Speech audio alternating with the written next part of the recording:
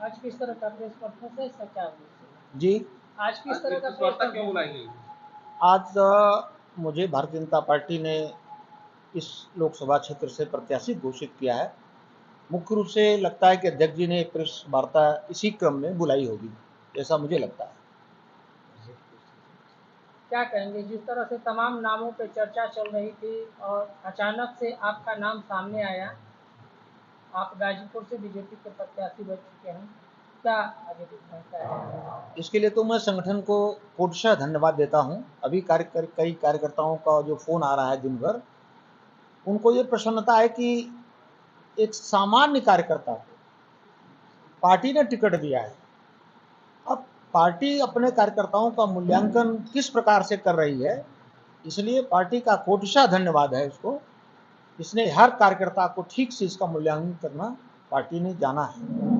Social media पे आपके खिलाफ आपके पार्टी के कुछ लोग कमेंट कर रहे हैं, तो ऐसी चीज़ों से कैसे निपटेंगे? ये सब उनसे पूछिए। मुझे तो लगता है कि दिन भर में एक भी फोन नहीं आया मेरे पास जो किसी ने मुझसे कमेंट किया हो।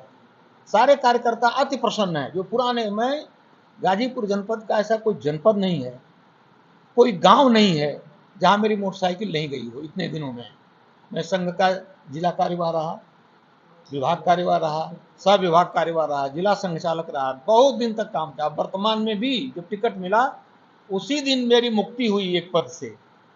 अफजल अंसारी आपके खिलाफ चुनाव लड़ रहे हैं, कितना चुनौती है? एक चीज बता दूं आपको, मैं शिक्षक रहा, एक कॉलेज का प्रधानाचार्य रहा और मेरे विद्यालय में 90% तक अंक प्राप्त करने वाले बच्चे रहे हैं। तो मैं शिक्षक हूं और चाणक्य का प्रतिनिधि हूं, और नंद वंश का नाश कैसे होता है ये मैं ठीक से जानता हूं। इसमें मुझे बताना न सिखाना है। उनको लग रहा है कि वाकओवर मिल गया, ऐसे मिल रहा होगा, लेकिन मैंने कहा ना, मैं चाणक्य का शिष्य हूं, उसी परंपरा का आदमी हूं। नंद वंश का नाश कैसे होता है ये मैं जानता हूं।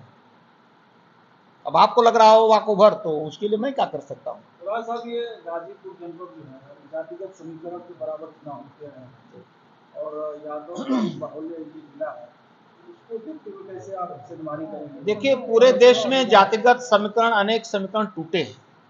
अगर समीकरण रहते तो मोदी जी प्रधानमंत्री नहीं। मोटी बात बता रहा हूँ। हमारे जिले में भी जो लोग उदाहरण दे रहे हैं पिछले चुनाव का, 19 के चुनाव का, तो जब आप जातिगत समीकरण की बात करते हैं तो जो 3 चुनाव का वोटों का जो एक बड़ा सा पहाड़ जुट गया था, उस पहाड़ को क्रॉस करना किसी के लिए, किसी के बस की बात नहीं थी। फिर भी मनोज सिन्हा जी 1,48,000 14 अपेक्षा अधिक वोट पाए। तो जातिगत समीकरण अगर रहता तो उनके जाति के लोग कितने यहाँ पर हैं? 1,48,000 तो उनकी संख्या भी नहीं है, और उन्होंने 14 की अपेक्षा 1,48 अधिक वोट पाए। अगर ये अलग अलग लड़ते तो 1 लाख वोट से हारते।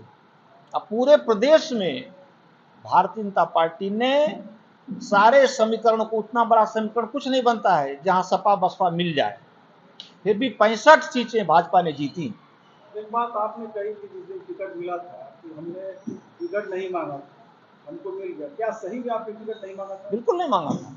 मैं तो क्लास पढ़ा रहा था, हमारे एक शिक्षक ने आके कहा कि आपका फोन है, तो जो फोन आया कहा करे आपको टिकट मिल गया। हमने कहा कि मुझे नहीं मालूम है, कहना मिल गया। हमने कहा पहले मैं अपने अध्यक्ष जी से कंफर्म करूंगा। अध्यक्ष जी से पूछा तो अध्यक्ष जी ने कहा कि नहीं, आप हमारे प्रत्याशी हैं।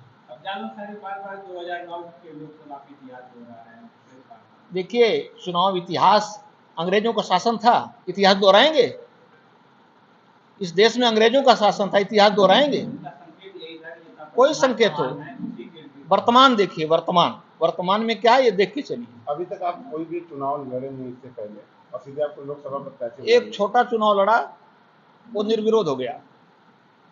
अब मैं क्रय विक्रय का निर्विरोध अध्यक्ष हो गया। एक ही चुनाव लड़ा हूं आज तक, वो चुनाव का परिणाम मेरे सामने सुखद ही रहा, आगे भी अच्छा ही होगा ये मैं जानता हूँ।